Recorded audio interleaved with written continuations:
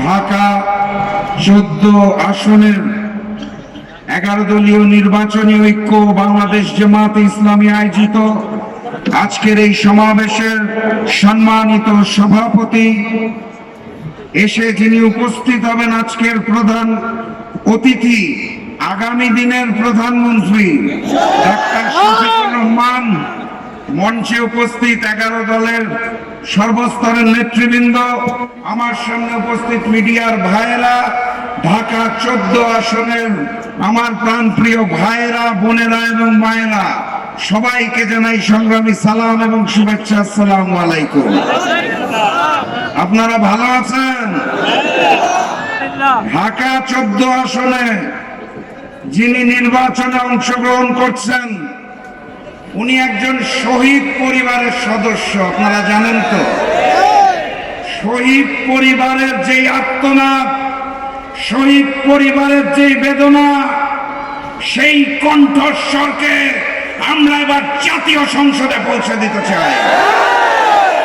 ঢাকা 14 আসনে যিনি নির্বাচন করছেন তিনি দীর্ঘদিন আয়না ঘরে গুম অবস্থায় ছিল, আপনারা জানেন তো। তার মানে আমাদের ভাই ব্যারিস্টার আরমান নিজেই একজন মজলুম।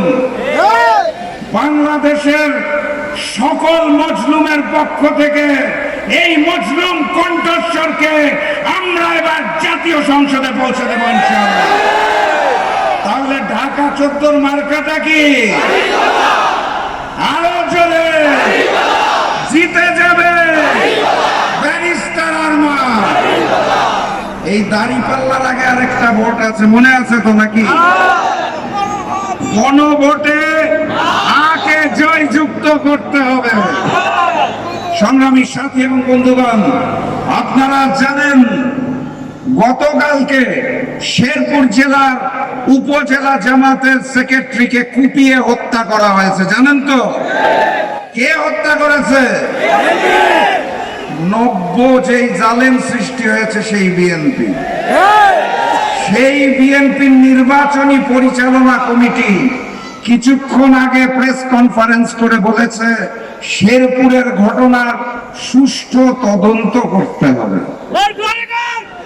সুষ্ঠু তদন্ত যদি করা হয় তাহলে আপনারা আর বাংলাদেশে থাকতে পারবেন না। তখন স্লোগান হবে সুষ্ঠু তদন্তের পর দিল্লি নয়, পিন্ডি নয়, সবার আগে লন্ডন। সংগ্রামী সাথী এবং বন্ধুগণ, তারা বেঁচে রয়েছে মিথ্যাচারের উপরে।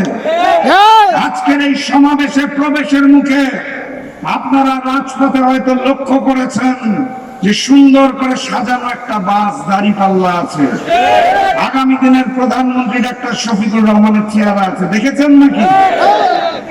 তারা প্রচার করছে এই বাস নাকি ওই লন্ডন থেকে আগত মুফতি তারেক রহমানের দেখা দেখি জামাত বানাতে হয়েছে। আমি স্পষ্ট ভাষায় জানিয়ে দিতে চাই, আমাদের নেতা, আমাদের রাহবার ডাক্তার শফিকুর রহমানের বুলেট প্রুফ গাড়ি লাগে না। উনি জনতার মানুষ, উনি জনগণের সাথে জনতার সাথে হাত মিলান, বুকে বুক মিলান। বুলেট প্রুফ গাড়ির ভিতর যাদের থাকতে হয়, যারা ভারতীয় আধিপত্যবাদের সামনে মাথা নত করে মুচলেখা দিয়ে নতুন বাংলাদেশে নতুন জালিম হতে চায়, সেই স্বৈরাচারকে 12 তারিখ লাল কার্ড দেখিয়ে দেবে। বক্তব্য দীর্ঘায়িত করার সুযোগ নাই। 12 তারিখ গণভোটে হাকে জয়যুক্ত করতে হবে। 14 আসনে আমাদের ভাই ব্যারিস্টার আরমানকে দাঁড়িপাল্লায় বিজয়ী করে এই আসনটি আগামীর প্রধানমন্ত্রী ডাক্তার শফিকুর রহমানকে উপহার দিতে হবে। প্রস্তুত আছেন?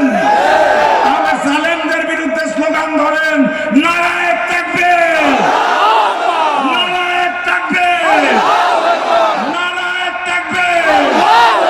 দেখা হবে বিজয়ে। বিজয়ের পথে যাত্রা শুরু, জীবন অথবা মৃত্যু। আসসালামু আলাইকুম।